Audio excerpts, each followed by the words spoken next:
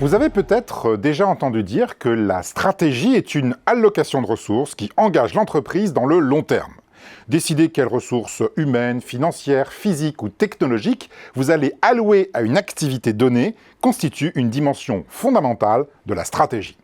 La plupart des analyses stratégiques ont d'ailleurs pour objectif de déterminer le type et le niveau de ressources qu'il convient d'investir pour obtenir un avantage concurrentiel, décisif, durable et défendable. Il existe même toute une branche de la stratégie exclusivement consacrée à cette question, l'approche par les ressources, qui postule que la différence de performance entre les entreprises résulte de leur dotation en ressources. Selon cette approche, certaines ressources sont considérées comme distinctives, car c'est sur elles que repose la capacité à obtenir un avantage concurrentiel. En stratégie, l'allocation de ressources constitue un choix essentiel. Pourtant, il existe une décision encore plus importante que celle qui consiste à décider où vous allez allouer vos ressources.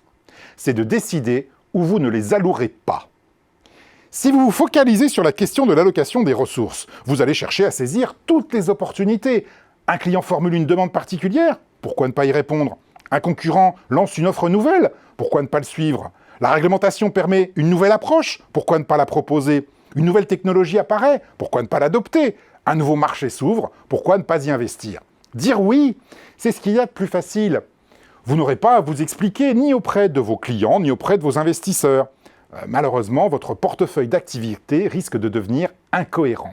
En disant oui à toutes les sollicitations, vous ferez un peu de tout, mais mal. Vos ressources seront trop dispersées.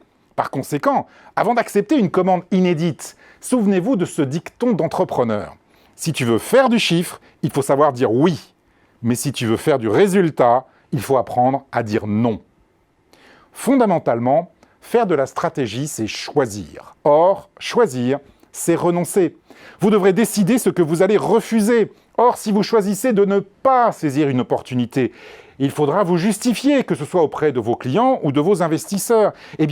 L'explication que vous allez donner, c'est le début de votre stratégie. Faire de la stratégie, c'est décider ce que vous ne ferez pas. Alors attention tout de même, cette vision de la stratégie peut facilement s'opposer à un point de vue marketing qui pousse naturellement à proposer la gamme la plus large, à avoir le portefeuille le plus complet, à s'adresser à tous les clients possibles. Si l'on peut comprendre cette volonté de tout faire d'un point de vue commercial, elle risque de se traduire par une mauvaise utilisation des ressources. Comme le disait Steve Jobs à propos de la gamme d'Apple, « Je suis aussi fier de ce que nous n'avons pas fait que je le suis de ce que nous avons fait. Innover, c'est dire 1000 fois non. » Par conséquent, la prochaine fois que vous entendrez une entreprise annoncer fièrement qu'elle propose une gamme d'offres absolument complète, dites-vous qu'elle a vraisemblablement un problème avec sa stratégie.